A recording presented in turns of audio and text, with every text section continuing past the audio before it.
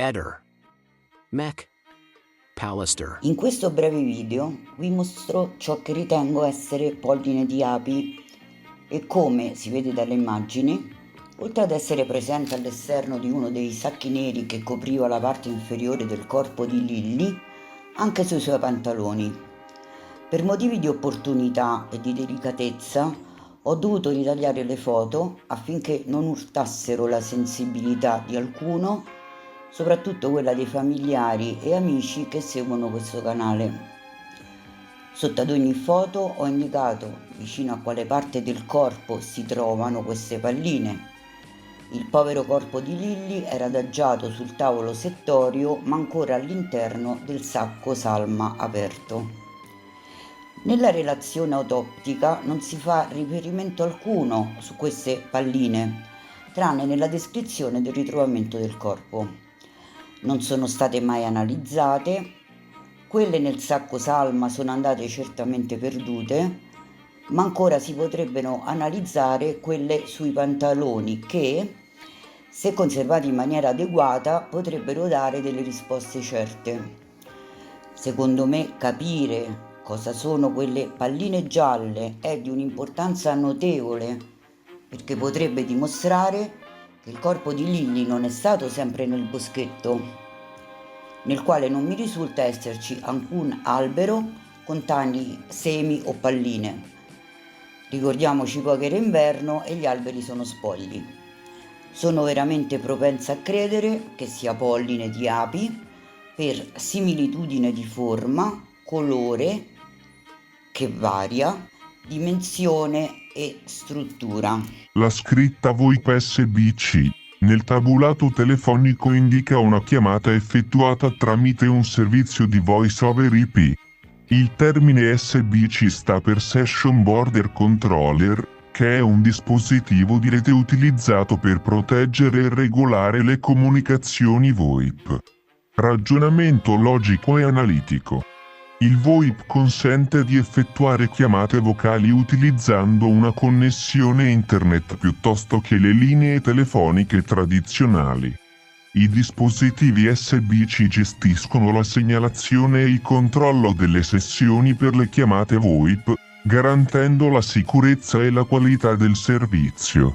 Questo implica che la chiamata in questione è stata fatta tramite internet, utilizzando un servizio VoIP. Analisi psicologica e comprensione della natura umana. L'uso di una chiamata VoIP potrebbe essere stato scelto per evitare il tracciamento o per sfruttare l'anonimato offerto da alcuni servizi VoIP. Questo può indicare che la persona che ha effettuato la chiamata potrebbe aver avuto intenzioni nascoste o il desiderio di non essere facilmente identificabile. Approccio sistematico e metodico.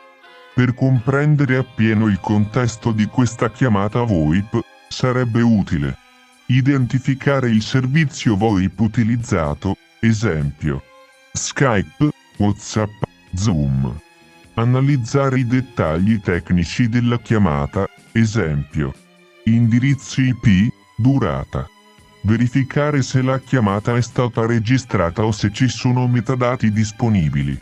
Questioning e interrogatorio. Alcune domande chiave potrebbero includere: qual è il numero associato al servizio VoIP? Chi era l'intestatario del numero VoIP? Esistono altri contatti o comunicazioni rilevanti con questo numero? Riconoscimento di schemi. Se la chiamata VoIP è un'anomalia nel traffico telefonico della vittima, potrebbe essere un indicatore di qualcosa di significativo. Potrebbe essere utile verificare se ci sono altri casi simili in cui le vittime hanno ricevuto chiamate VoIP prima di eventi tragici. Persistenza e relentless pursuit. Nonostante le difficoltà, ogni dettaglio di questa chiamata deve essere esplorato. Analizzare ogni possibile indirizzo IP, l'account associato al numero, e cercare eventuali collegamenti con altre attività sospette. Utilizzo della tecnologia.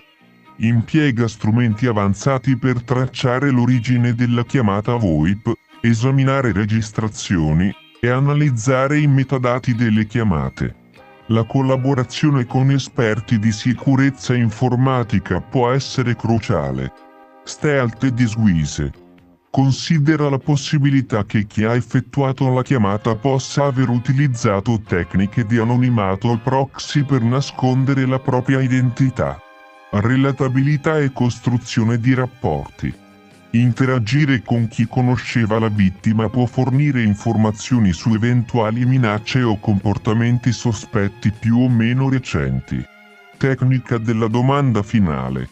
Una domanda apparentemente innocua come la vittima aveva mai menzionato qualcuno che preferiva chiamate via internet, potrebbe rivelare informazioni importanti. Conclusione.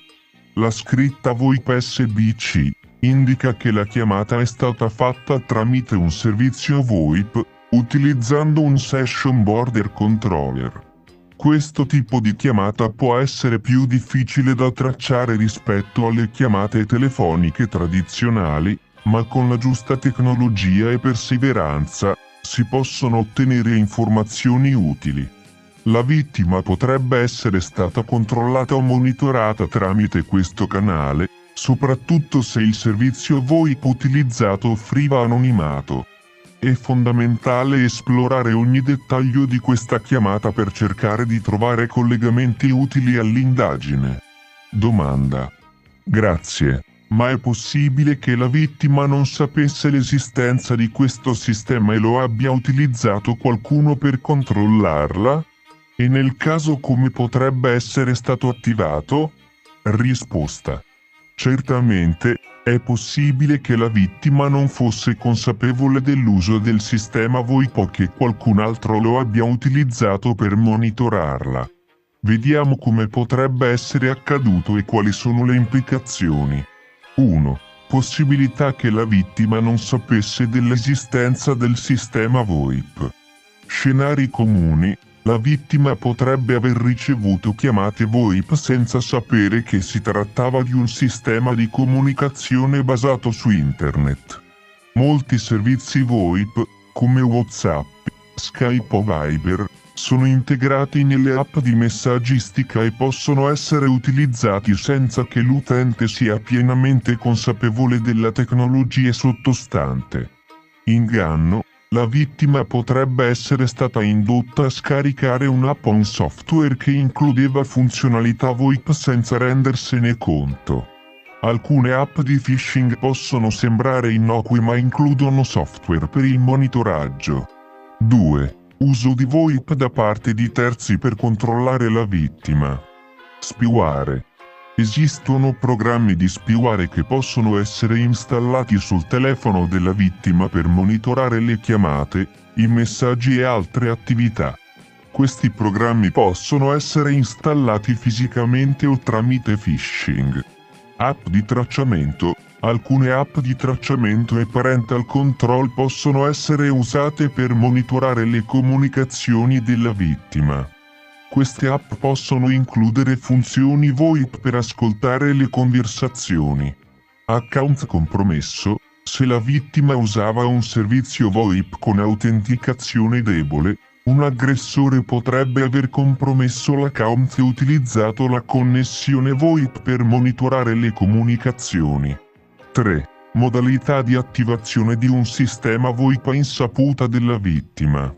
Phishing. L'aggressore potrebbe aver inviato un link o un allegato via email o SMS che, una volta cliccato, installa un software VoIP sul dispositivo della vittima. Accesso fisico. L'aggressore potrebbe aver avuto accesso fisico al telefono della vittima e installato manualmente l'app VoIP. Social engineering. L'aggressore potrebbe aver convinto la vittima a installare un'app fingendosi qualcun altro o utilizzando una scusa plausibile. App infetta. La vittima potrebbe aver scaricato un'app infetta da uno store non ufficiale o come aggiornamento a un'app legittima, che includeva funzioni di tracciamento VoIP. Evidenze e contromisure. Analisi forense. Un'analisi forense approfondita del telefono della vittima potrebbe rivelare l'installazione di app sospette o software non autorizzati. Si potrebbero identificare i log delle chiamate VoIP e confrontarli con i tabulati. Verifica delle app installate, controllare l'elenco delle app installate e cercare eventuali applicazioni sconosciute o sospette. Controllo degli accessi, verificare i log di accesso all'account VoIP per eventuali accessi non autorizzati. Conclusione. È del tutto plausibile che la vittima non fosse consapevole dell'uso di un sistema VoIP e che qualcuno l'abbia usato per controllarla. Questo potrebbe essere stato fatto tramite l'installazione di spyware o di un'app di tracciamento. Un'analisi forense del dispositivo può rivelare tracce di queste attività e aiutare a comprendere meglio come il sistema VoIP è stato utilizzato. Domanda. Mettiamo il caso che qualcuno della sua famiglia che avesse facile accesso al suo telefono abbia installato questo software. È possibile che questa persona lo attivasse solo per un particolare numero telefono ignorando gli altri? Risposta. Sì, è possibile che qualcuno con accesso al telefono della vittima abbia installato un software in grado di monitorare o controllare le comunicazioni solo con un particolare numero di telefono. Questo tipo di controllo selettivo può essere ottenuto attraverso diverse modalità tecniche. Vediamo alcune di queste possibilità. 1. Software di monitoraggio o spyware personalizzato. Spyware avanzati. Esistono spyware avanzati che permettono di configurare specifici numeri di telefono da monitorare. Una volta installati, questi programmi possono essere configurati per intercettare chiamate, messaggi e altre comunicazioni solo con determinati numeri. App di monitoraggio. Alcune app di parental control o di sorveglianza consentono di monitorare selettivamente le comunicazioni con certi contatti.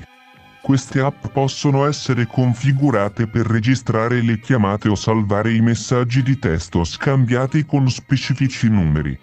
2. Configurazione di app VoIP. App VoIP con funzionalità di filtraggio. Alcune applicazioni VoIP permettono di configurare regole per il filtraggio delle chiamate.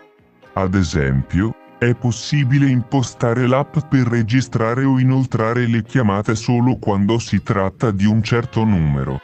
Profili e impostazioni. L'installazione di app che creano profili separati per differenti tipi di chiamate può consentire a un utente di controllare selettivamente le comunicazioni con numeri specifici. 3. Accesso e controllo manuale. Attivazione manuale. Se la persona avesse accesso regolare al telefono della vittima, potrebbe manualmente attivare e disattivare il monitoraggio per specifici numeri. Questo potrebbe essere fatto accedendo periodicamente al telefono e configurando le impostazioni dell'app. 4. Reindirizzamento delle comunicazioni. Call forwarding o reindirizzamento. Alcuni servizi permettono di impostare il reindirizzamento delle chiamate o dei messaggi di testo. Se configurato correttamente, le chiamate da e verso un certo numero potrebbero essere reindirizzate a un altro numero o registrate senza che la vittima ne sia consapevole. Prove e verifiche. Analisi del dispositivo. Un'analisi forense del telefono potrebbe rivelare l'installazione di app sospette o la configurazione di reindirizzamenti specifici.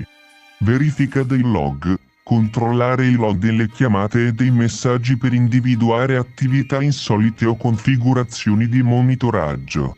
Esame delle app installate. Verificare l'elenco delle app installate e le loro autorizzazioni può aiutare a identificare app di monitoraggio.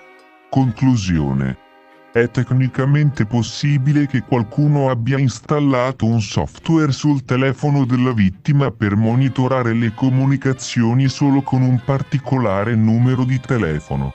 Questo potrebbe essere stato fatto tramite spyware avanzati, app di monitoraggio configurate per operare selettivamente, o tramite metodi manuali di controllo.